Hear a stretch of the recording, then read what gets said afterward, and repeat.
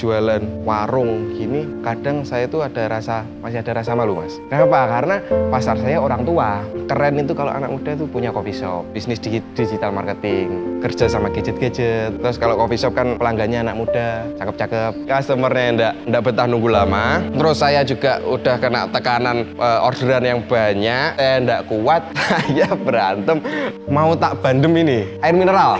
Saya itu 2 hari mau sidang skripsi, itu ibu saya meninggal. Pas warung ini sudah saya renovasi, bagus, terus rame, itu saya juga sedih. Ibu saya nggak bisa lihat, karena apa-apa itu kan pasti bilang dulu gitu, warung sepi, Bu, sepi gimana? Tenang gitu kalau cerita ke ibu itu. Pas rame, kita bisa sampai 8 juta, hari-hari biasa ya.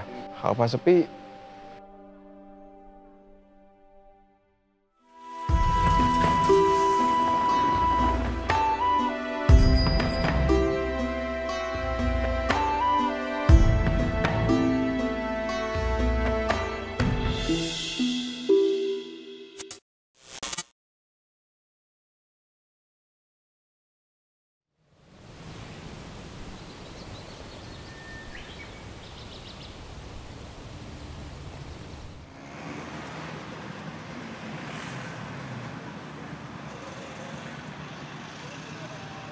lele santen ini makanan khas Tulungagung, cuman banyak orang Tulungagung itu yang masih belum tahu. Lele santen itu lele digoreng, siram santan di atasnya, itu santannya pedas, ada rasa kencur, ada rasa jeruknya, seger.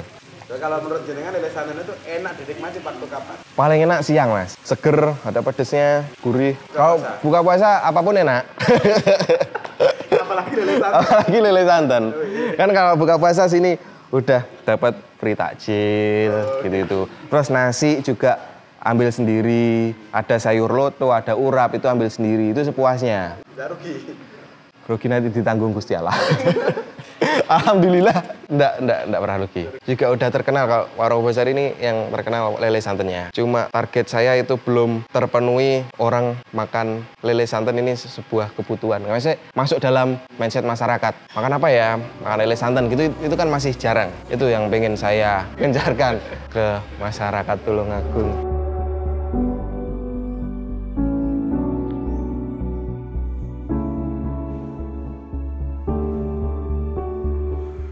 Saya lulus tahun 2018, terus saya apply di Kementerian Bappenas pada waktu itu. Itu saya kerja di sana sekitar 2,5 tahun. Tahun terakhir saya kerja untuk memutuskan buat resign itu, saya lihat perkembangan warung Kebun Sari ini kok semakin menurun. Terus kayak tempatnya nggak terurus, orang lewat mau ngelihat itu kayak ini tempat apa, nggak jelas gitu. Saya punya keinginan buat pulang, rebranding, buat bangun lagi warung Kebun Sari yang lebih baik. Terus saya memutuskan untuk pulang, 2021 Januari saya renovasi. Dulu itu sini diurus Bapak atau siapa? Pertama saya urus, terus sempat saya tinggal itu dipegang sama tante. Tapi tiap bulannya itu ada laporan. Ketika saya tinggal itu kan ternyata konflik kan macam-macam. Sebenarnya kalau niatan dari awal saya itu ya pergi kerja itu emang buat cari modal, nanti buat pulang lagi. Di kementerian juga memang enak, Mas. Cuman saya ini di sana ngerantau, biaya hidup mahal. Saya juga masih muda. Kalau saya teruskan di sana ini nanti di usia-usia selanjutnya saya kuat apa enggak? Apalagi kalau udah nikah. Kalau saya pulang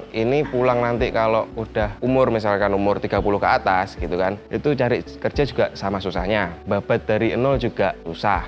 Jadi resikonya kalau saya masih sendiri gini lebih kecil gitu. Misalkan udah berkeluarga, udah punya istri, kan ada tanggungan buat ngidupin anak orang juga tuh, Mas. Ini mumpung saya masih hidup sendiri, makanya saya niatin buat pulang aja, saya ngerintis mulai nol lagi, rebranding warung Kebun Sari. Alhamdulillah saya pas 2,5 tahun itu saya rasa cukup karena pengalaman saya udah luar biasa, Mas. Perencanaan jangka menengah itu tiap 5 tahunan, Mas. Nah, pada waktu itu saya megang proyek itu. Itu saya menjadi orang yang paling dicari di kantor pada waktu itu. Karena megang proyek itu. Ya saya ketemu deputi, masuk ke ruang menteri itu. Ketika saya di kementerian itu, alhamdulillah saya udah pernah keliling Indonesia. Itu nyicipin makanan dari daerah macam-macam gitu kan. Jadi dari situ saya belajar kepekaan terhadap lidah saya gitu. Nah, pada waktu itu saya kan mikir, budget saya ini buat kopi shop itu mahal, saya juga nggak belajar kopi sama sekali. Pas saya main ke Jogja, itu saya ketemu sama angkringan yang bakar-bakar sendiri. Nah, saya adopsi dari situ. Kayaknya ini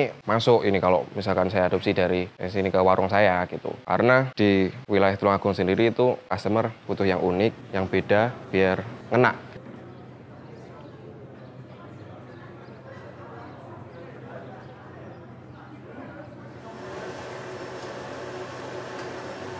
Jualan ini itu sarana prasarannya masih belum terpikirkan. Kayak contohnya kasir dulu masih pakai meja, terus kotak buat nyimpen uang itu belum ada. Terus saya masih pakai buku tulis, terus tisu belum ada. Nah, perintilan-perintilan kayak gitu kan belum terpikirkan. Nah, dari hari pertama itu evaluasi diri saya sendiri sama teman-teman yang bantu saya. Alhamdulillah lama-kelamaan lebih proper. Saya lebih proper daripada sebelum-sebelumnya. Saya itu mau upload di media sosial Tulungagung itu masih ragu-ragu. Pertama, pertimbangan saya karyawan udah siap apa belum. SDM ini udah siap apa belum kalau dapat serangan. Terus kalau ada problem, kalau ada komplain nanti gimana. Saya juga nggak betah kalau ini sepi. Saya upload di media-media Tulungagung, ternyata rame. Ramenya rame banget, Mas. Karyawan masih 5 kalau nggak salah. Saya megang kasir. Itu sistemnya kayak nomor meja masih belum ada. Jadi bingung kan kita nyari meja itu, ini pesanan siapa gitu.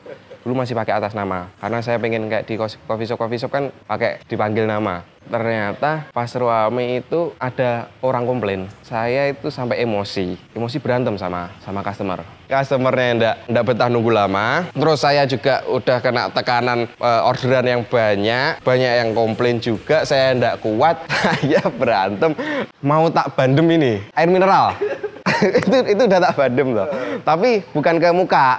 Saya kebanting ke ini ke lantai. Saya nangis itu. Kondisi ruame itu saya sebagai penjual kok malah customer malah kasar. Pergi saya balik lagi pas sudah tutup. Jadi pertama ngelihat teman-teman karyawan itu udah nggak kuat. Dia nganter makanan minuman itu dikomplain karena saking lamanya. Terus orderan nota itu bertubi-tubi. Saya ngelihat juga saya nggak bisa bantu karena yang datang itu terus. Sebenarnya saya udah mohon maaf karena ini rame. Saya udah ngelendoh awalnya. Tapi nggak kuat. Pada waktu itu saya belum kepikiran namanya close order. Harusnya di close order. Close order dulu sekitar setengah jam atau apa gitu. Karena masih rame. Kita belum pernah merasakan rame bertubi-tubi. Istilahnya belum pernah merasakan chaos. Masih zona nyaman terus. Sistemnya juga belum siap. Ya dari situ mungkin. Gara-gara saya upload di media sosial. Karena ya menurut saya kan unik. Saya jualan yang baru karena bakar-bakar sendiri. Istilahnya kan grill-grillan Jawa. Bisa diterima ya makanannya. Terus habis itu apa yang jenengan lakukan? Saya langsung open recruitment. Saya memperbaiki sistem. Pada waktu itu saya tiap weekend saya itu deg-degan. Hari ini ada komplain atau enggak ya? Karena saya itu masih belum pede, jadi saya press. Karyawan itu saya press, saya emang sengaja saya pengen kerja juga. Sekaligus kalau saya kerja sama ngatur-ngatur teman-teman gitu kan enak. Saya jadi sekaligus jadi manajer juga. Terus kalau ada customer yang komplain gitu kan kalau saya hadepin kan juga lama-lama juga bisa. Terus kita bikin sistem, kita ajak teman-teman ke tempat yang pelayanannya lebih oke, gimana cara menyambut customer, cara menyuguhkan makanan atau minuman, kita ucapkan salam, terima kasih, kita harus ramah gitu. Kadang kan kalau saya ngomong tok gitu kan orang masuk kuping kanan, keluar kuping kiri gitu. Kalau dikasih tahu, tunjuk langsung ini loh kayak gini loh gitu. Itu kan dia bisa ngelihat sama mikir berbeda.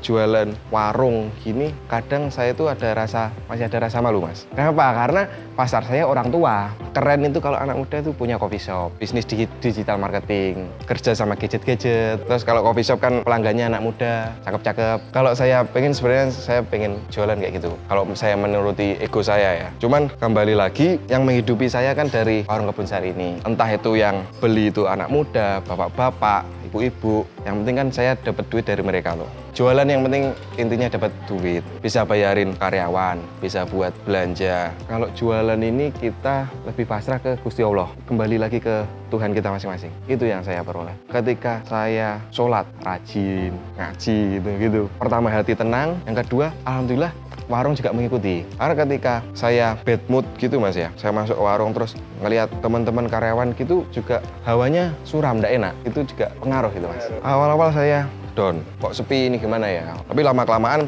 juga enggak. Kalau sepi gitu kita bisa buat istirahat. Kayak teman-teman karyawan itu kalau terlalu rame terus kan juga kasihan. Kadang sambat. Jadi kalau pas sepi itu ya buat istirahat. Kalau bulan sepi itu saya sekitar Agustus. Padahal itu kemerdekaan. Saya amati karena banyak event, entah itu jaranan atau apa itu. Jadi itu kan bikin kayak orang males nongkrong, mending lihat acara gara-gara itu kalau saya amati. Akhir tahun baru itu rame insya Allah. Puasa itu udah pasti rame. Januari kemarin ya so-so, ya biasa. Biasa.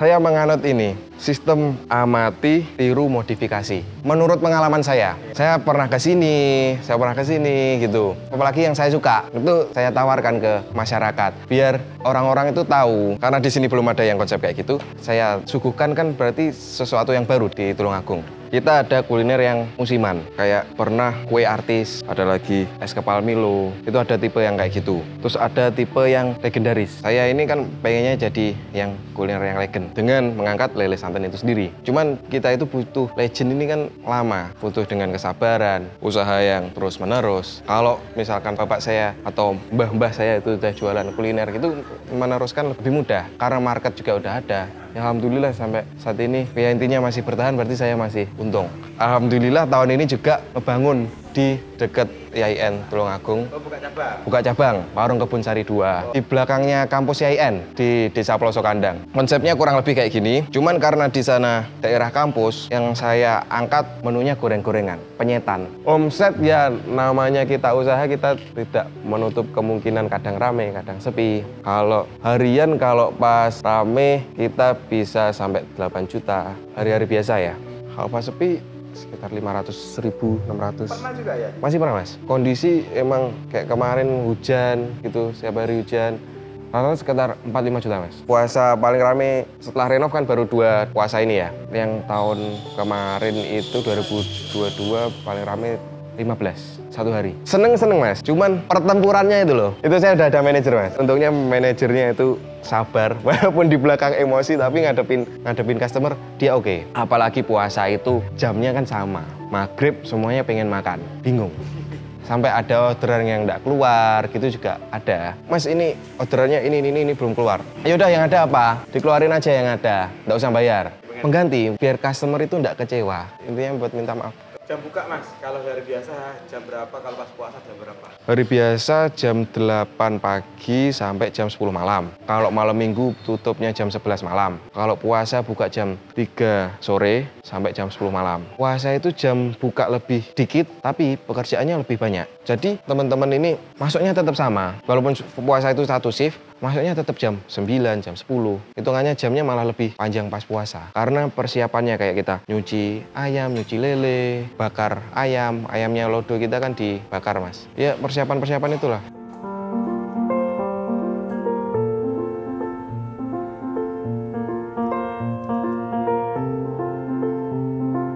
Saya masa susah itu pas kuliah saya mas. Saya itu 2 hari mau sidang skripsi, itu ibu saya meninggal. Saya hari Selasa itu sidang, hari Minggu ibu saya meninggal. Saya kalau ndak jadi sidang itu kuliah nambah 1 semester, mau sidang itu hati masih belum siap. Tapi itu juga menjadi penyemangat saya mas. Ibu saya juga pengen tahu anaknya lulus, anaknya di wisuda tuh. Pas warung ini sudah saya renovasi, bagus terus rame, itu saya juga sedih. Sedihnya kenapa ya? Ibu saya nggak bisa lihat gitu aja sih. Karena apa-apa itu kan pasti bilang dulu gitu warung sepi, Bu sepi gimana? Tenang gitu kalau cerita ke ibu itu. Tapi yang jelas dia pernah bilang yakin kok nanti kalau emang nanti kamu serius di sini warung ini bisa besar gitu. Tetap berjuang mas.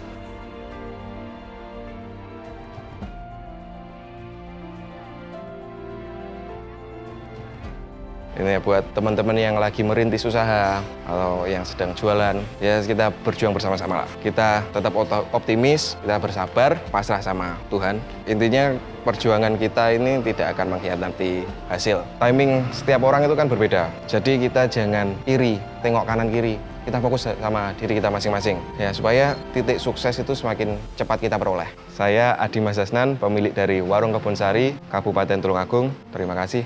Assalamualaikum warahmatullahi wabarakatuh.